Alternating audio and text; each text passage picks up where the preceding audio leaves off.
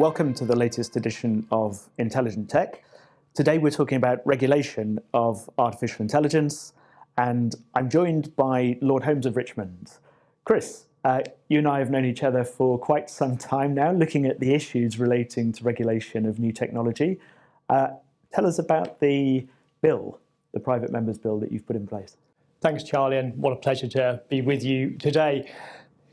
My view is that both for the risks and for the opportunities, it's now high time that we regulate artificial intelligence. It's not a good position to simply say we'll wait and see, or indeed leave it to existing legislation and regulators, which is why I've introduced my AI regulation private members bill, which sets out a series of clauses which I think would both enable the opportunities, protect citizens, consumers, protect people's IP and copyright, and enable the UK to benefit from the opportunities of AI with the great good fortune of being in our common law context. Very good. You better tell us a little bit about how private members bills work. So private members bills are something which members of the House of Commons and the House of Lords can put down, and it can be on any subject which is where a member believes that the law could benefit from being changed. There's a bit of luck involved because it's a ballot, so you have to come in the top 25 if your bill is going to stand any chance of getting through the parliamentary process. I had the great good fortune this year of coming 6th, so that put me in good position to get the bill first read last November and second reading coming up later this month. Well, it's very timely. It's a short bill. Let's just touch on the various aspects of it. So we start with a section on the AI authority. What's your intention for that? I believe that the UK would benefit from setting up a specific AI regulator, which would be the AI authority. And in no sense do I see this as a do-it-all AI regulator. That wouldn't be desirable, effective. It would drown and collapse under the weight of work that it would have put upon it. So I see the AI authority as a nimble, agile, horizontal-focused regulator to look across all of the existing regulators, not least the economic regulators, to assess their competency to address the issues, the risks, the opportunities of AI. Similarly, to look across all relevant existing legislation to assess its competency to deal with the current challenges, opportunities and risks of AI. And then to be, if you will, the custodian, the guardian, the lightning rod for all of the principles that I believe we need to bring to bear if we're going to achieve the opportunities from AI: transparency, accountability, ethical use of AI, and so on. So light, nimble, agile, but incredibly important, and I believe needs to be a standalone authority rather than these jobs being done by civil servants within the department, good though they are. Yeah, because we're seeing some of your thinking being brought to bear already. I think the government is writing to regulators. There's a question for the FCA at the moment, the financial regulator, asking them to report back in relation to these matters. So I guess there's some flattery for your proposals here that this is being picked up, but you think having a body with overall responsibility is going to help with that process? I think it's good what's currently being done by the department, but if we want to have that coherence about how we regulate across all sectors, clarity and consistency about how we regulate, it seems self-evident that the AI authority should be a separate regulator, because we don't look at financial regulation to be done within HMT. We have the FCA and the PRA, as we all know. Similarly, we don't look to Ofcom to just have all of those functions done within DCMS. We have a really well thought through and very well internationally respected approach to regulation. So to have a properly structured out of government in that regulatory framework AI authority, I think would be clear and coherent in terms of how we go about regulation across all sectors in the UK. Yeah, and one of the points that you reference here is the connection to international standards. I think that's significant in for a few reasons. In part, so that the UK can be a global leader, as you say, and also by positioning this with a separate authority. I guess it helps to overcome some of these questions around regulators' challenges if they're given competitiveness agendas. So you've referenced the opportunity of AI. You think an AI authority can help us look at the opportunities, not purely the regulation. Indeed, and as we saw with FISMA 2023 and involved with that, when we brought through the International Competitiveness Secondary Objective for the FCA and the PRA, makes a lot of sense. And I think it speaks to that issue which some people get caught upon. It's entirely possible, in fact, it's completely desirable and necessary that our regulators are able to hold simultaneously consumer protection and pro-innovation in the same hand. Is it straightforward? Of course it's not. But is it absolutely essential? Of course it is. And we know how to do this. We know how to set up our regulators, and we know how to do it in a way which works for the UK in a very outward-facing, internationally connected and competitive way. One tiny example, look at the FCA regulatory fintech sandbox that we did over a decade ago now. Really well thought through, really clear, really concise. Take a measure of success, well, replicated in well over 50 jurisdictions around the world. That's pretty cool. Look what we did with open banking. It happened because of the CMA 9 order. It didn't happen by chance. Other nations are now taking that out of the box, and we need to crack on a bit while they are moving past us a little bit in some areas. So we know how to do this. We know how to make a success of it. We can have a clear international voice in AI without overreaching at all, without cutting across what's already there, particularly when we look at the United States and the European Union, but doing it in a way which is particularly UK, interoperable, of course, but crucially takes advantage of the greatest good fortune that we have of being in a common law jurisdiction. Yeah, well, as a common lawyer, I'd certainly agree with that. And I'd echo the point that you make about sandboxes. In my experience, some of the best feedback that I get about the FCA comes from firms that have been through the sandbox and say they are engaged and helpful, and it can be a pleasant surprise to people who go through. The regulatory principles that you set out, so you've referenced some of them around safety, security and robustness, transparency and explainability, fairness, accountability and governance, and contestability and redress. Many of those will be familiar to people who've been looking at AI regulation previously. How did you pull those together as the core that, from your perspective, are what we need in the UK? When I was writing the bill, I wanted to, as much as I could, make sure that I wasn't just pulling a whole series of random bits and bobs together. I consulted widely with a whole series of different organisations and individuals in multiple different sectors.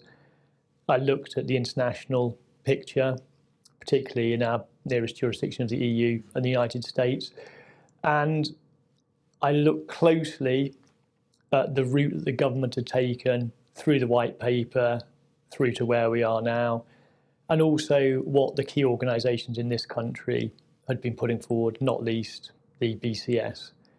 Pulling all that together to bring a principles-based, agile and nimble bill which doesn't trap us at a moment in time, doesn't have that often well-intended but unfortunate consequence of some bills that become acts, particularly in some other jurisdictions, which try valiantly to think through and prescribe everything.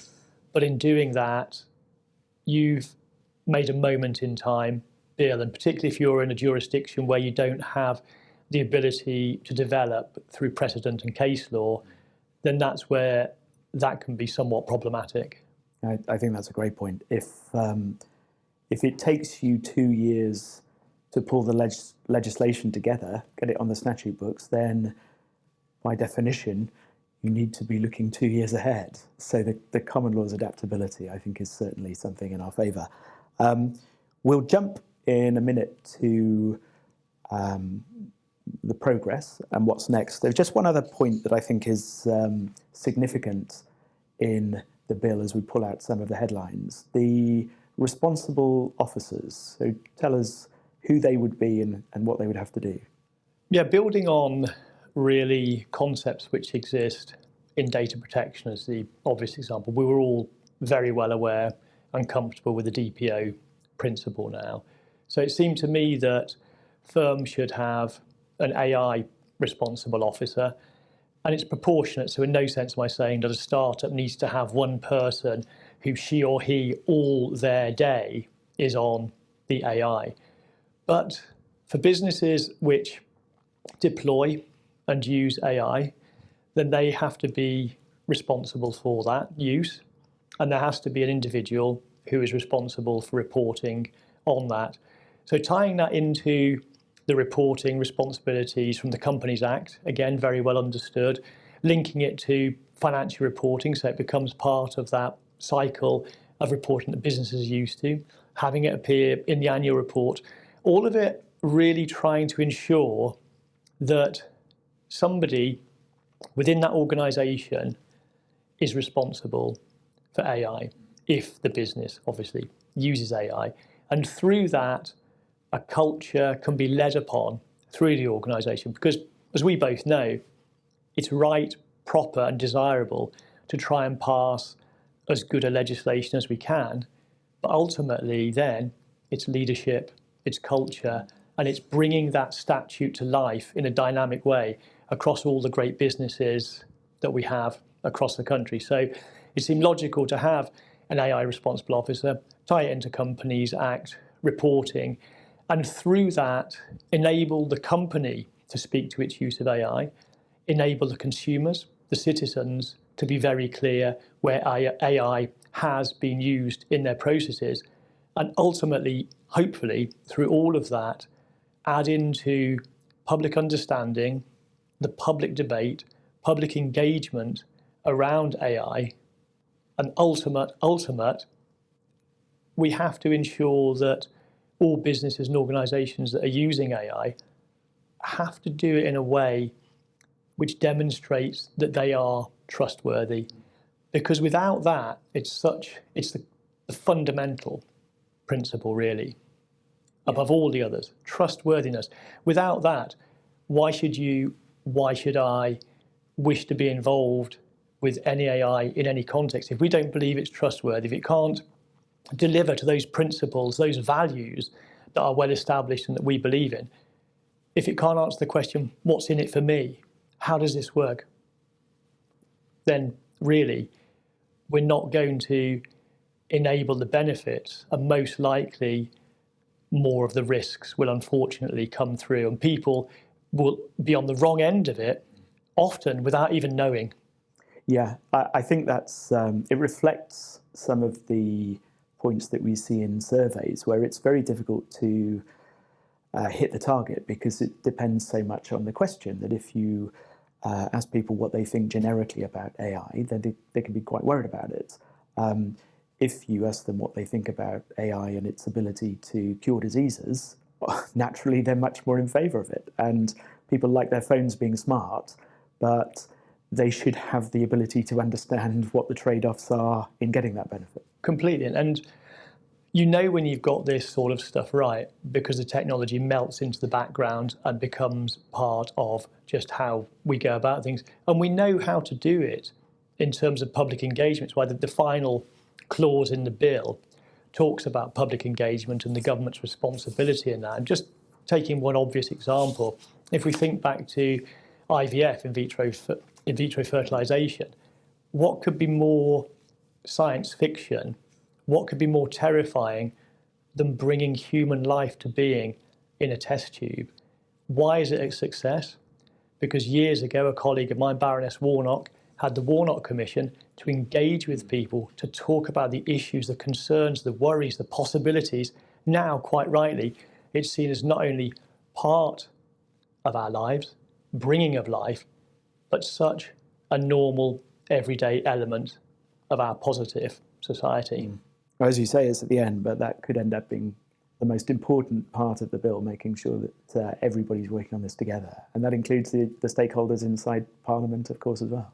Completely so. And really to enable everybody to be part of the debate, the discussion, to go about different ways of engaging, not just consultations on AI, but we should be looking as to how the technology, the human-led technology, we should always see it in those terms. It's incredibly powerful, but we should see it as incredibly powerful tools in our human hands. We lead on it.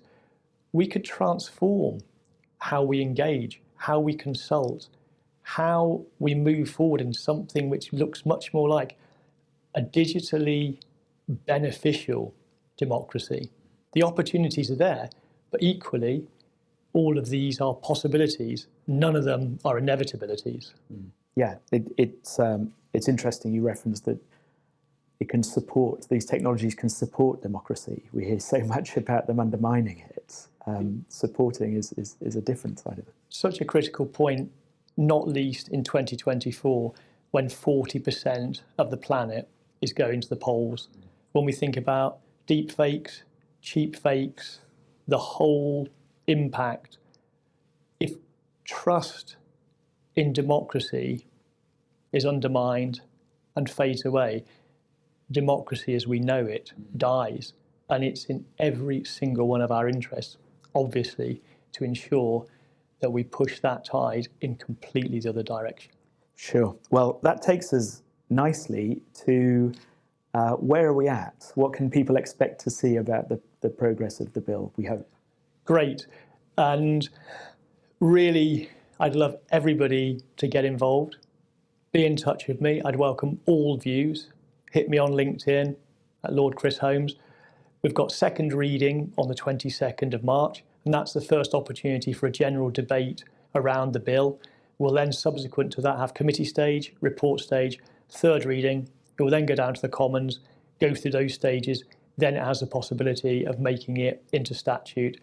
But all focus should be on the 22nd of March to make as much awareness, as much comment, as much involvement, as much engagement as we can possibly get, because the government's current position, they're doing some good stuff, but it's largely wait and see because we don't know what's around the corner. We'll never fully know what's around the corner.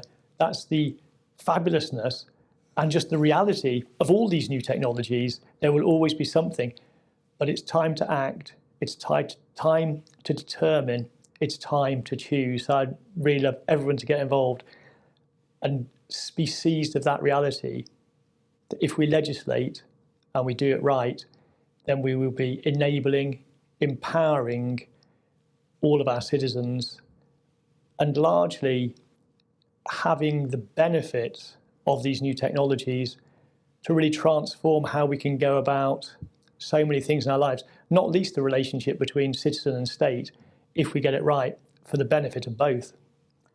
Well, very good. So this is a call for people to engage with you, and they can engage with their parliamentary representatives direct as well. And you're not saying that people should be writing in to tell you how great it is if there are things that they don't like or can be improved. This text is not set in stone. It's going to go through the debate process. Completely. I'm in no sense a literalist.